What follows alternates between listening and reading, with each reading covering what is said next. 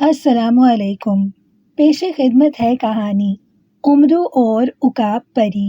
امرو ملک توران کے ایک شہر کی سرحدی سرائے میں موجود تھا۔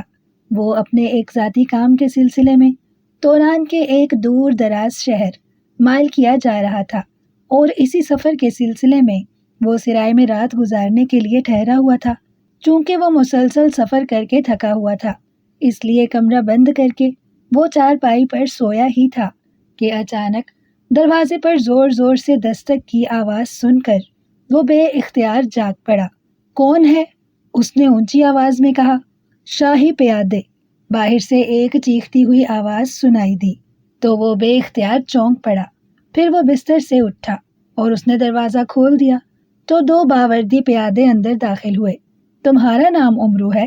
ان میں سے ایک پیادے نے بڑے کرخت لہجے میں پوچھا۔ ہاں، تم کون ہو؟ خواجہ امرو نے کہا۔ ہم بادشاہ توران کے پیادے ہیں، اور ہمیں یہاں اس لیے بھیجا گیا ہے کہ ہم امرو عیار کو ساتھ لے جا کر صبح دربار میں پیش کریں۔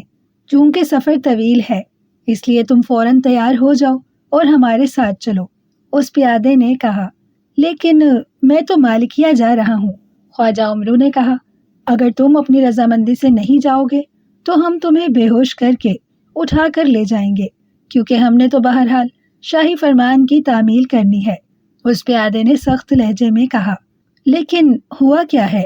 کوئی خاص بات ہو گئی ہے؟ امرو نے کہا۔ اسے دراصل غصہ آ رہا تھا کہ اس کا کام رک جائے گا، اور بادشاہ نے ظاہر ہے صرف دعوت کر کے اور تعریف کر کے واپس بھیج دینا تھا۔ بادشاہ کی اکلوتی بیٹی جہاں آرا کو ایک جادوگر اٹھا کر لے گیا ہے، اور کسی کو اس بارے میں علم نہیں ہو رہا۔ بادشاہ کو اطلاع ملی ہے کہ تم یہاں موجود ہو، تو انہوں نے ہمیں بھیج کر تمہیں بلوا لیا ہے، اس پیادے نے کہا۔ تو امرو کی آنکھوں میں بے اختیار چمک ابھر آئی، کیونکہ اب اسے بھاری انعام ملنے کی امید پیدا ہو گئی تھی۔ ٹھیک ہے، تم باہر رکو، میں لباس بدل لوں، پھر تمہارے ساتھ چلتا ہوں، امرو نے اس بار خوش ہوتے ہوئے کہا۔ اسے لالچ میں اپنا ذاتی کام بھی بھول گیا تھا۔ پیادوں کے باہر جانے کے بعد اس نے جلدی جلدی لباس بدلا اور اپنی زنبیل گلے میں ڈال کر وہ کمرے سے باہر آ گیا۔ شاہی پیادوں نے سرائے کے مالک کو پہلے ہی اس کے بارے میں بتا دیا تھا، اس لیے سرائے کا مالک باہر شاہی پیادوں کے ساتھ ہی موجود تھا۔ اس نے بھی خواجہ امرو کی تعریف کی، اور پھر خواجہ امرو ان پیادوں کے ساتھ گھوڑے پر سوار ہو کر ملک توران کے بڑے شہر فارسیہ روانہ ہو گیا۔ سارے راستے گھوڑے کی پیٹھ پر سفر کرنے سے خواجہ امرو بے حد تھک گیا تھا، لیکن شاہی پیادے اسے ساتھ لیے مسلسل چلے جا رہے تھے۔ بہرحال صبح ہوتے ہی وہ شاہی محل میں پہنچ گئے، جہاں پہلے خواجہ امرو نے غسل کیا، لباس بدلا، اور پھر شاہی مہمان خانے میں ناشتہ کر کے وہ بادشاہ سے ملاقات کے لیے تیار ہو گیا۔ لیکن اس سے پہلے اس نے شاہی مہمان خانے میں اپنا کمرہ بند کر کے زنبیل میں سے بولنے والی گڑیا کو نکالا اور اس کے سر پر انگوٹھا رکھ کر دبایا تو گڑیا کی آنکھیں زندہ انسانوں جیسی ہو گئیں۔ خواجہ امرو کو بتایا جاتا ہے کہ شہزادی جہاں آرا کو ایک جادوگر اٹھا کر لے گیا ہے۔ اس جادوگر کا نام لاما جادوگر ہے، اور وہ سرخ پہاڑوں کے اندر رہتا ہے۔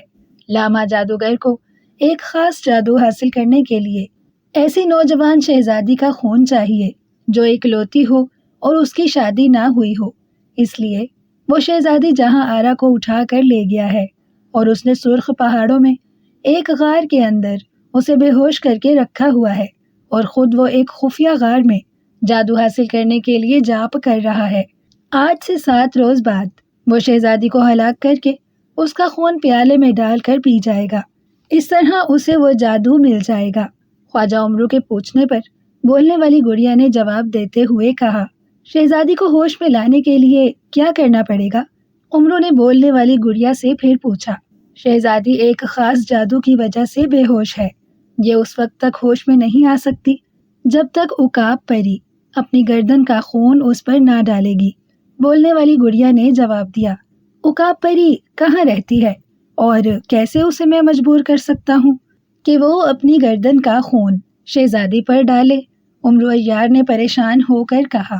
عقاب پری اصل میں ایک جادوگرنی ہے، ایک جادو میں اس سے غلطی ہو گئی تھی، اس لیے جادو دیوتا کے پجاری نے اسے عقاب بنا دیا تھا، لیکن پھر اس نے پجاری کی ایک شرط پوری کر دی تو پجاری نے اسے پری بنا دیا، لیکن صرف اس کا چہرہ انسانوں جیسا ہے اور اس کے پر بھی پریوں کی طرح خوبصورت ہیں، لیکن اس کے پنجے عقاب جیسے ہی ہیں اور اس کا جسم بھی عقاب کی طرح کا ہے۔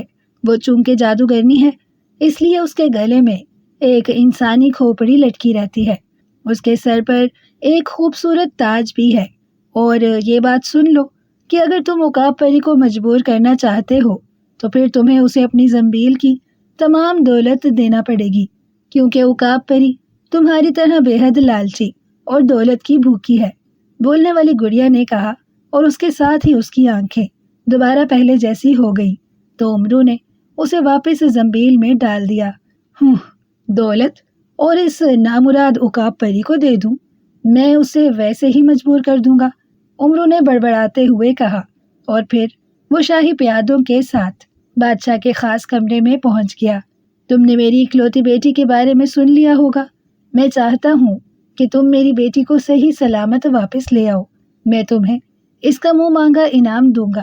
بادشاہ نے امرو سے مخاطب ہو کر کہا، بادشاہ سلامت، آپ قطعاً بے فکر رہیں، میں شہزادی صاحبہ کو صحیح سلامت واپس لے آؤں گا، لیکن یہ بتا دوں کہ شہزادی صاحبہ کو جو جادوگر اٹھا کر لے گیا ہے وہ انہیں ہلاک کرنا چاہتا ہے، لیکن میں اسے بھی ہلاک کر دوں گا اور شہزادی صاحبہ کو بھی لے آؤں گا، مگر بادشاہ سلامت، نیک شگون کے طور پر آپ کچھ نہ کچھ پیشگی انعام مجھے دے دیں۔ خواجہ امرو نے اپنی لالچی طبیعت سے مجبور ہو کر کہا۔ تو بادشاہ نے فوری طور پر خزانے دار کو حکم دیا اور 100 بڑی تھیلیاں جو سونے کے سکوں سے بھری ہوئی تھی منگوا کر اس نے پیشگی انعام کے طور پر خواجہ امرو کو دے دی۔ تو خواجہ امرو کی فوراً ہی باتیں کھل گئیں، کیونکہ اتنا بڑا انعام تو اسے کام کر کے بھی نہ ملتا تھا، جبکہ یہ انعام اسے پیشگی کے طور پر دیا گیا تھا۔ اس کا مطلب تھا کہ بعد میں اسے بہت زیادہ انعام ملے گا۔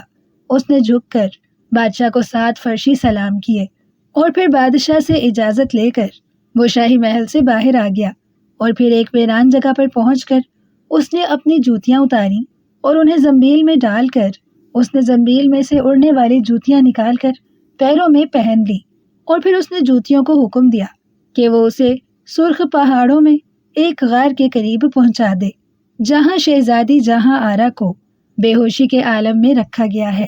اس کے ساتھ ہی اس کے جسم کو ایک جھٹکا سا لگا اور وہ کسی پرندے کی طرح ہوا میں اڑنے لگا۔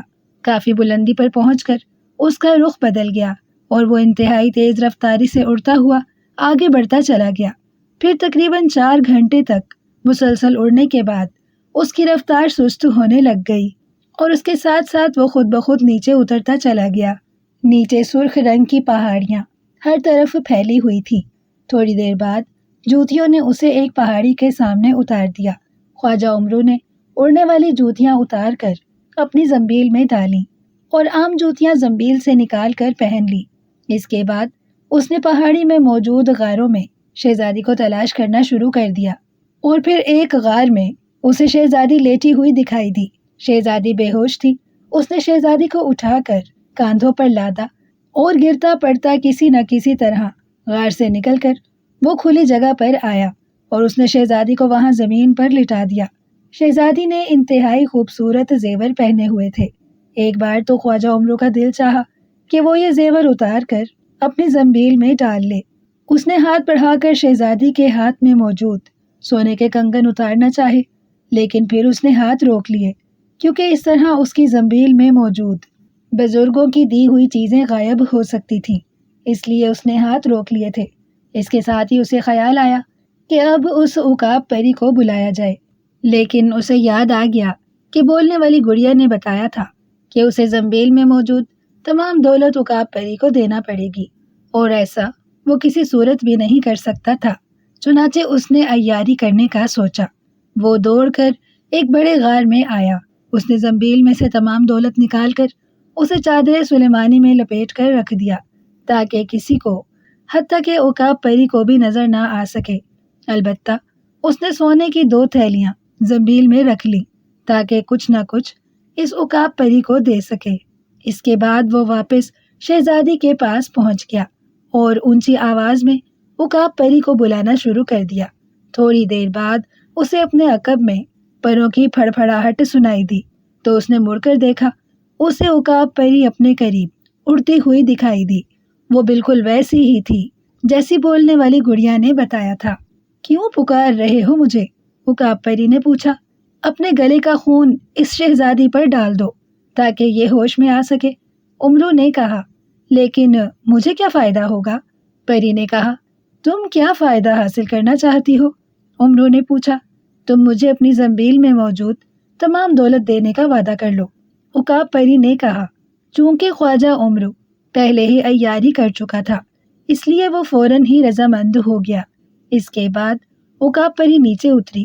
اس نے خواجہ امرو سے خنجر لیا اور اپنے گلے پر ہلکا سا زخم لگایا اور اس میں سے نکلنے والے خون کے قطرے اس نے شہزادی پر ڈالے۔ جیسے ہی خون کے قطرے شہزادی پر پڑے، شہزادی ہوش میں آ گئی۔ اسی لمحے ایک خوفناک دھماکہ ہوا اور ہر طرف دھواں سا پھیل گیا اور پھر ایک روتی ہوئی آواز سنائی دی۔ میرا نام لاما جادوگر تھا۔